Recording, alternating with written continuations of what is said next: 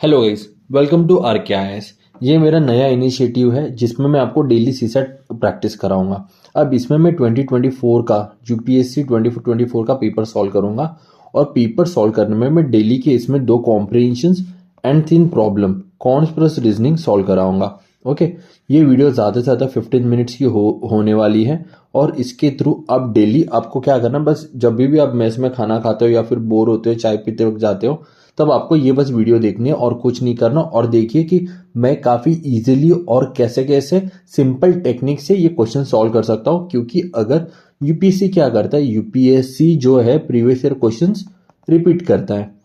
तो जब भी ये चीज़ आपको ये रिपीट करे तो आपको इजीली वो क्वेश्चन आ सके। तो बेसिकली ये पर्पस है मेरा डेली सीसेट प्रैक्टिस के लिए। पहले हम 2024 का पेपर सॉल्व करेंगे, फिर ओवर द टाइम हम लोग 2023, 2022, 2021, 2020 और जितना हम लोग पीछे जा सकते हैं उतने सारे क्वेश्चन पेपर सॉल्व करेंगे। ओके, तो चलिए इस लेक्चर सीरीज के लिए स्टार्ट करते हैं। तो हमारा सबसे पहला क्वेश्चन है, what is the least possible number of cuts required to cut a cube into 64 identical pieces. Simple सा क्वेश्चन है, ये क्यूब्स एंड डाइसेस से क्वेश्चन है। ओके, और इसको सॉल्व करने के लिए हमें बस एक ही फॉर्मूले की जरूरत है। ठीक है, नंबर ऑफ स्मॉल पीसेस का फॉर्मूला होता है एन क्यूब। ठीक है, अब मुझे 64 स्मॉल पीसेस है तो n cube is equal to 64 आ रहा है। तो एन कितना हो जाएगा, अंडर रूट ऑफ 64, ये कितना हो जाएगा, डेट इज 4। ओके, तो एन की वैल्यू क्या आ गई, 4। मतलब जो मेरा क्यूब है, मेरे क्यूब के एजेस कितने होंगे, फॉर एग्जाम्पल ये मेरा क्यूब है। ठीक है, ये मेरा क्यूब है तो इसकी कितने पीसेस होंगे, 4। 1 2 3, 1 2 3 4। अब देखिए, जब भी मुझे 4 पीसेस में इनको कट करना है, ओके, तो मुझे कितने कट्स लगाने हैं, बेसिकली ये मेरा क्वेश्चन है। अब मुझे कितने कट्स लगाने हैं वो कैसे समझेगा, मुझे मेरे क्यूब को 4 हिस्सों में डिवाइड करना है। तो मुझे कट कितने लगाने हैं, तो यहां पे देखो, 1 कट, 2 कट और 3 कट। ओके, अगर मैं 3 कट लगा रहा हूं तो ऑब्वियसली 3 कट लगाने के बाद मेरा जो स्क्वायर है 4 हिस्सों में डिवाइड होगा, डेट इज 1 2 3 और 4। ओके, अब यहां से मैं देखो, यहां से ये जो कट हो रहा है मेरा, ये समझो मैंने वर्टिकली कट कर लिया, मतलब यहां पे मैंने 3 कट लगाए। प्लस इसके बाद मुझे कितने कट्स लगाने, और साइड से भी कट करूंगा, यहां से ये ऐसे 3 कट लगा लूंगा। ठीक है, अब यहां पे 3 कट मैंने और लगा दिए और प्लस मुझे और एक्स्ट्रा 3 कट लगाने पड़ेंगे, ऐसे 1 2 और 3। अब जाके मेरे ये सारे क्यूब्स बनेंगे छोटे छोटे 64 क्यूब। तो मैंने कितने कट्स लगाए इन टोटल, 3 + 3 + 3 दैट इज 9। बस सिंपल इतना ही फंडा है और इसका आंसर 9। काफी सिंपल था। ठीक है, चलो नेक्स्ट क्वेश्चन को देखते हैं। In an expression 5 4 3 2 1 is chosen from plus minus और into it at most 2 times. मतलब ये जो साइन है हम इसको 2 बार यूज कर सकते हैं, ज्यादा से ज्यादा। What is the smallest non zero negative value of the expression. ठीक है, ये कौन से टॉपिक से आता है ये क्वेश्चन, ये टॉपिक से आता है हमारा ऑपरेशंस। ओके गाइस, और 2020 से यूपीएससी एक क्वेश्चन ऑपरेशन से पूछता है जो कि बहुत इजी होता है। अब देखिए इसको सॉल्व कैसे करते हैं। सबसे पहले ये ऑपरेशंस को भूल जाओ, सबसे पहले ये what is the smallest non negative value. Smallest non negative value कौन सी है, ऑब्वियसली आपकी 0 है। ठीक है, और आपको दिख रहा है आपके ऑप्शंस में भी 0 है, तो ऑब्वियसली 0 होने के चांसेस बहुत ज्यादा है। तो आप जब भी ये ऑपरेशंस करते हो ना, ट्रायल एंड एरर से ट्राई कीजिए कि सबसे छोटा नंबर जो दिया है ना पहले तो वो आ जाए। तो आपके यहाँ पे क्या है, 5 4 3 2 और 1। ठीक है, अब इसको सॉल्व करने का तरीका देखो कैसा है। मुझे बोला है कि प्लस माइनस और इंटू से मैं ज्यादा से ज्यादा कितने 2 बार एक साइन यूज कर सकता हूं। ठीक है, अब मुझे क्या करना है, मुझे अगर यहां पे सबसे छोटा नंबर लाना है तो मुझे 2 बड़े दो बड़े नंबर है उनको माइनस करना पड़ेगा। ओके, अब इसके बाद और 2 जो बड़े नंबर है उसको मुझे माइनस करना पड़ेगा। ओके, अब इससे क्या हो रहा है ना, अब मेरे छोटे नंबर बचे, अब मेरे पास एक प्लस की साइन बची और एक इंटू की साइन बची। ऑब्वियसली इंटू की साइन में 1 से इंटू करूंगा, क्यों? क्योंकि उससे क्या हो जाएगा, मुझे बस वही नंबर वापस मिलेगा, और जो मेरी एक साइन बची है वो मैं प्लस यहां पर लगा देता हूं।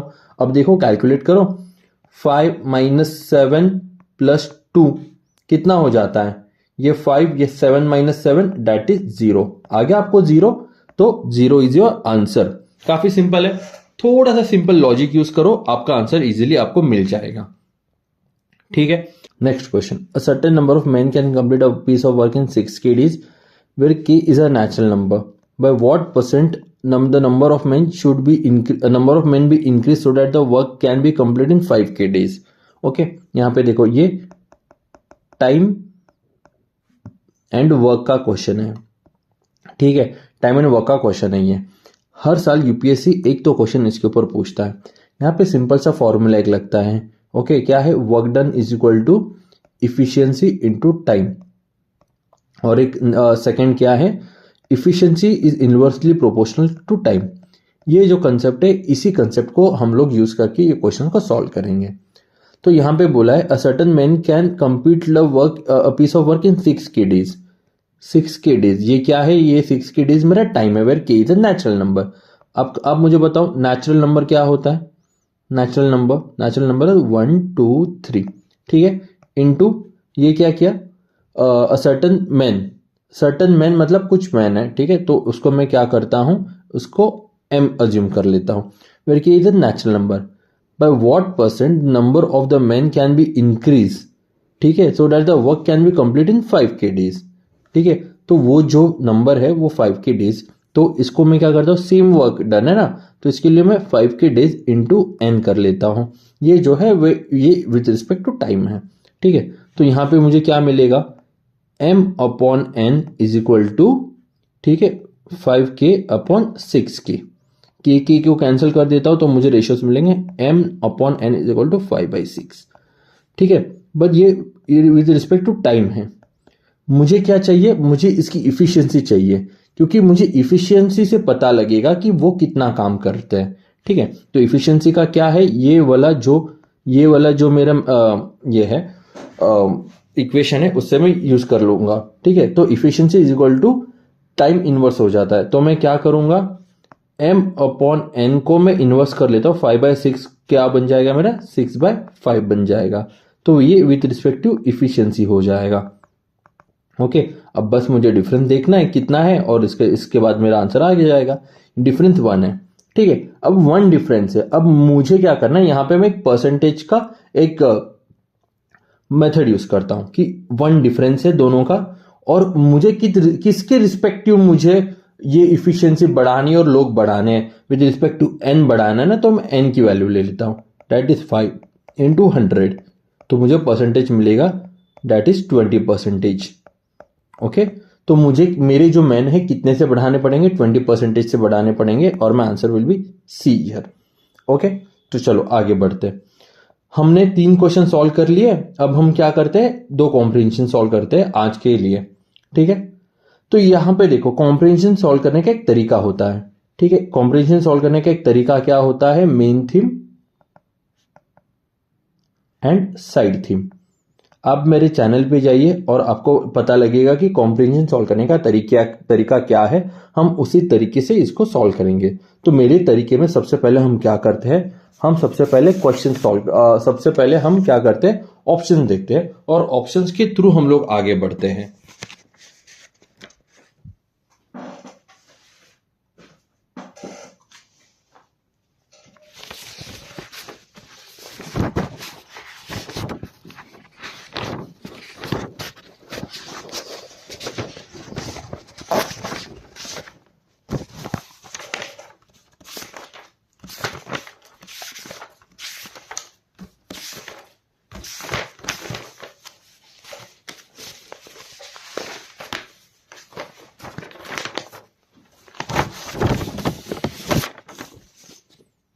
तो चलो देखते हैं।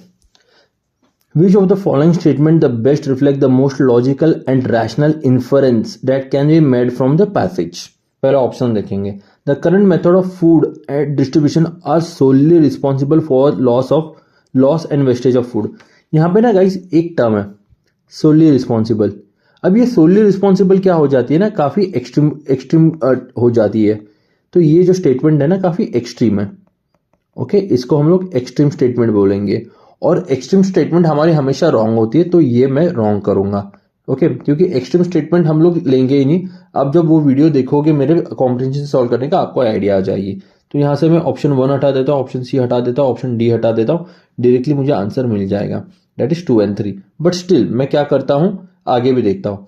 The post harvest technologies to prevent or reduce the loss and wastage of food are not available. ये भी एक नेगेटिव स्टेटमेंट है। तो नेगेटिव स्टेटमेंट भी हमारे हमेशा रॉन्ग होते हैं। बट स्टिल अब मैं पैसेज पढ़ूंगा और मुझे पता लगेगा कि ये आंसर है या नहीं है। According to the FAO, 1/3 of the food produced for human consumption is lost or wasted globally.